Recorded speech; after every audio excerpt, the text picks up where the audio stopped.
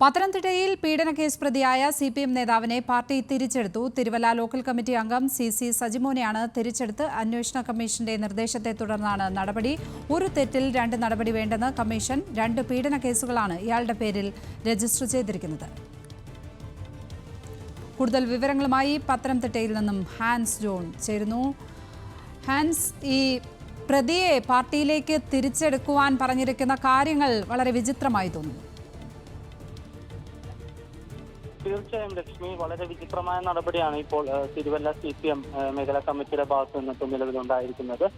ഇദ്ദേഹം CPM local committee അംഗമായ ഇദ്ദേഹം CC സജിമോൻ 2 പീഡന കേസുകളിൽ പ്രതിയാണ്. 2018 വിവാഹിതയായ സ്ത്രീയെ ഗർഭിണിയാക്കിയ കേസിൽ DNA പരിശോധനയിൽ ആൾമാറാട്ടം നടത്തിയതിലും ഇയാൾ പ്രതിയാണ്. കൂടാതെ 2022 വനിതാ നേതാവിനെ ലഹരി നൽകി നഗ്ന വീഡിയോ ചിത്രീകരിച്ച് പ്രചരിച്ച കേസിലും ഇയാൾ പ്രതിയായിരുന്നു.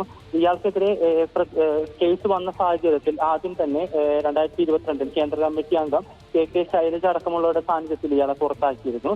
പക്ഷേ വീണ്ടും CATV പ്രവർത്തനത്തിലൂടെ ഇയാൾ പാർട്ടിയിലേക്ക് കടക്കുകയാണ് ഉണ്ടായത്. അതിനുശേഷം ഇയാളുടെ പ്രവർത്തനം വീണ്ടും സജീവമായി. തുടർന്ന് ലൈംഗിക പീഡനത്തിന് ഇരയായ യുവതിയുടെ സഹോദരൻ CPM സംസ്ഥാന കമ്മിറ്റിക്ക് പരാതി നൽകി. ഇതിനെ തുടർന്ന് ഇദ്ദേഹത്തെ രണ്ടാമതും പുറത്താക്കുകയായിരുന്നു. ഈ നടപടിയാണ് ഇപ്പോൾ കൺട്രോൾ കമ്മീഷൻ റദ്ദാക്കിയത്.